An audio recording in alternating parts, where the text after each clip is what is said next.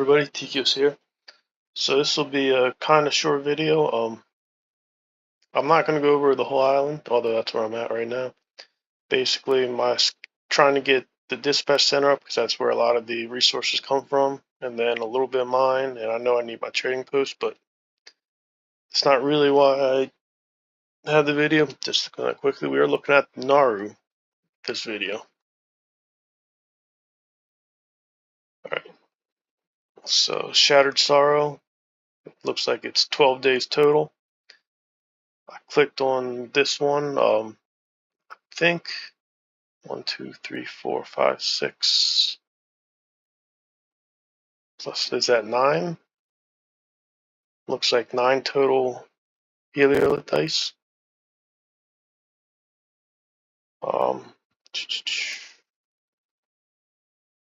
So I don't know what this is. Come back to this challenge later.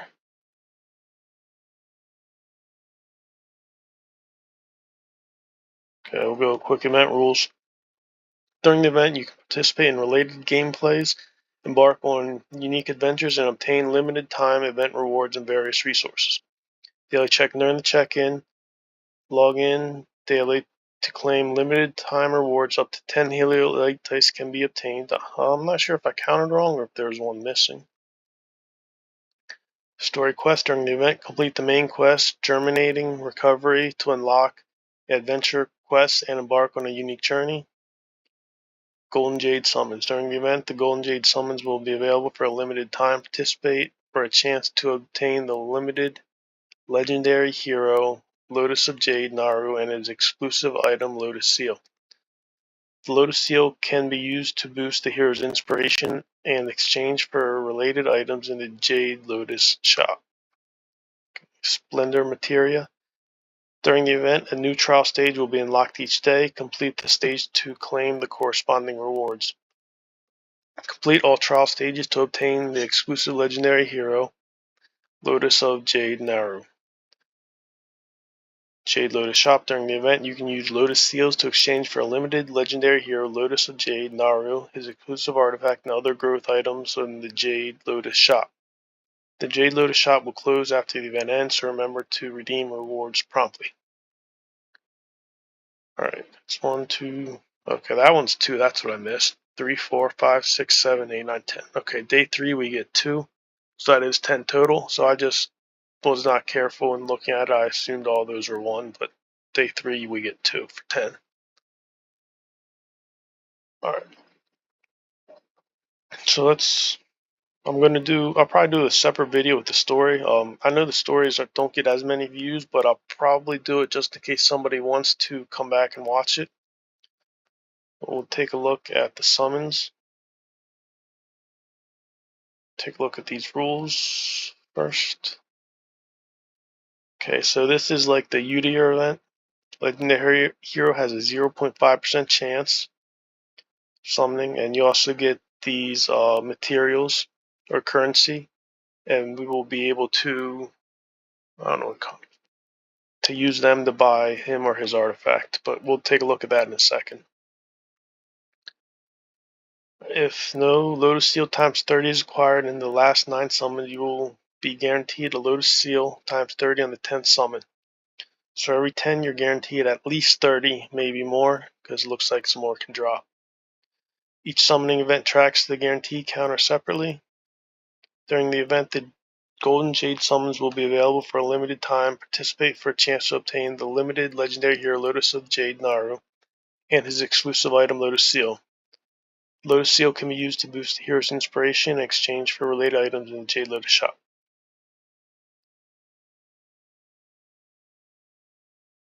Okay, so it looks like there's no actual pity for summoning him other than the currency. Let's take a look at his kit real quick. Naro, fire tank that deals fire damage, inflicts debuffs on enemies, and can prevent them from moving. This is HP aura. Increase all allies max HP by 30 in all battles. So that's nice and useful everywhere. Passive, when a hero inflicts a debuff on the enemy, it also inflicts Empyrean treads on the target for 5 seconds. Okay. 10% damage penalty. It obviously reduces damage dealt by 10%. And Empyrean Treads, unable to move when taking damage for the first time, takes additional 80% attack fire damage and has a 100% chance of being inflicted with 10% damage penalty for 5 seconds. Okay, but it looks like those are nice debuffs, but it's only taking damage for the first time. So I don't know if that's only once per battle or once per skill. Not 100% sure. Okay, battle skill. Slides forward, dealing 320% attack fire damage to enemies in the path with a 75% chance of inflicting healing prohibition for 5 seconds. So healing prohibition is good in certain fights, not great in others. This might make Wild Team viable for the Grave of Rot, because if he can inflict healing prohibition for 5 out of 9.6, and I think you could reduce this with skill haste, so it's over 50% uptime. Okay. Ultimate full board deals 520% attack fire damage to all enemies with a 75% chance of inflicting attack penalty 2 for 10 seconds. That's a very good debuff. Also grants 25% targets max HP healing to all allies. Okay, so if you build him with HP, he will heal himself more than some of the squishy targets. So this can be good, but it's also kind of situationally good because you'll have to have either a shield or somebody else who maybe to help as a secondary healer for your ranged targets and damage dealers. But a little bit extra healing always helps. And attack penalty 2 is a great debuff. So it seems like that's a pretty solid kit. I don't know much about this. Well, we'll go here. Dealing damage, ultimate skill, deal additional 5% of hero's max HP when the target is inflicted with negative effects, so that's just more damage. Takes 10% less damage when the hero has a buff of any kind, so that's more tanky. When healing, grants extra healing, squatting 2% of the hero's max HP, so that's boosted healing. When inflicted with a debuff or control effect, increase accuracy by 30, some more debuffs. Increase max HP by 30, tanky and more healing for himself. After healing, grants 10% damage reduction for 5 seconds to heal targets if they are ranged units, so that helps keep some of your squishy targets alive, or squishy allies. Ignores 10% of target's resistance, so you need less accuracy. When HP falls below 20%, recovers 20% max HP, triggers once every 30 seconds up to 3 times per battle. So I'm probably not going to use that one because that's going to be less useful in long battles. Maybe that would be okay in something like PvP. When performing healing, grants a bonus healing equal to 10% attack. Okay, so that one, so his healing can scale off attack if you go with the extra blessing to give more healing. Okay, so this is supposed to be the big one's final. When inflicting a negative effect on an enemy, reduces their ultimate energy by 5%. At the start of battle, absorb 1% ultimate energy and 1% HP from all units on the field. This effect triggers again every 30 seconds. And Life Mender increases healing by 30% for allies with less than 50% HP. So I think this one will probably be a good one. I've never used this one. I don't know if that's really useful, but this bottom one is probably the one I would normally pick for him on his skill tree. Then Inspiration, some people like to see this. Number 1, ignores the target's resistance when inflicting debuffs or control effects on them with ultimate skill. So that's pretty nice. You would still need accuracy on the battle skill, but that's still good to have in case you only wanted to worry about his ultimate. Upon being hit by an enemy, reduces the hero's damage taken from that enemy by 1% up to 15 stacks. So more survivability is always a good thing, especially for a tank. Skill haste is good. HP is good. And the final one, ignores the target's resistance when inflicting debuffs or control effects on them with ultimate skill. Amen.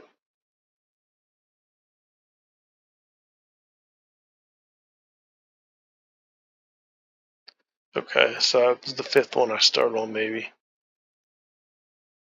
Yeah, the first one is reduces the hero's damage taken by 20% when under control. Okay. That's the first one, and that's a decent one, but that's also kind of normal. This is the last one, the 5 one, that ignores the target's resistance when inflicting debuffs or control effects with the ultimate skill. And yeah, like I said, that would be situationally strong if you don't want to worry about the battle skill. You can just use the ultimate for debuffs and build them pure tanky, or maybe even some attack versus healing and damage. And then we're going to try to find the shop.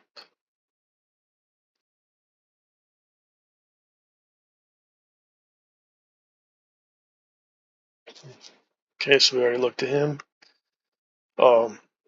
So yeah, that'll probably be my number 1 priority, number 2 priority, number 3 priority, right in a row. The artifact, Lotus Blossom, it does HP, flat HP, and accuracy. Accuracy on artifacts very good. When equipped by Naro, grants the following effects: deals damage to an enemy, or dealing damage to an enemy with Empyrean Tides refreshes their Empyrean Treads duration. For each enemy hit by the battle skill movement, the hero receives a 5% max HP healing. This can trigger 3 times per spellcast. I'm going to read that one more time. I might have screwed up. When equipped by Naro, grants the following effects: dealing damage to an enemy with Empyrean Treads refreshes their Empyrean Treads duration. For each enemy hit by the battle skill movement, the hero receives 5% max HP healing. This can trigger 3 times per spellcast. So that sounds like that keeps Empyrean Treads on them longer, which keeps their damage down, which is very good ability for a tank to have. Keep your teammates alive. So yeah, I'm thinking getting these 2 is a high priority. Anything extra, go to master pages. So you have a max of 5 of them. 10, that'll be 50 total. So 50 of these guys will give you 1 master scroll, basically. Alright.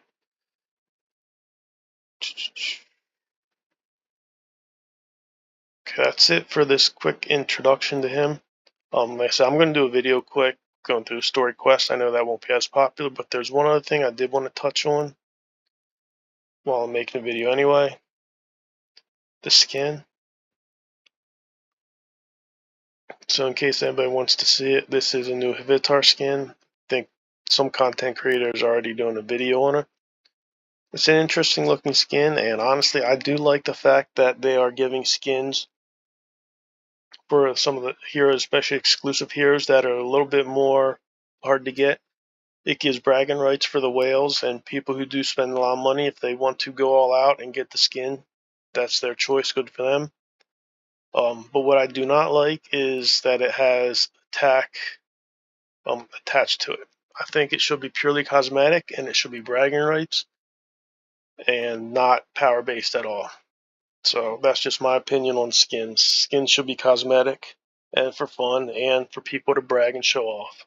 I don't like power or performance being attached to skins. And the fact that it is with select soul imprints, that you need soul imprints of our legendary heroes or illusory imprints to obtain, is fine with me. Like I said, if people who spend a lot want to use their extra imprints on something like a skin, that's their choice. It's their game. They should enjoy it the way they want to. I just don't like the power attached to it. Alright, so that's going to be it for this video. If you enjoy any of my content or you want to support me, liking and subscribing helps. If you wanted to leave a comment just saying you agree or disagree with anything I said about Naro or about the skins, that's perfectly fine. I'm always open to hear other people's opinions and discussion. But other than that, thanks everybody who watched. I appreciate it, and good luck with your summoning pools.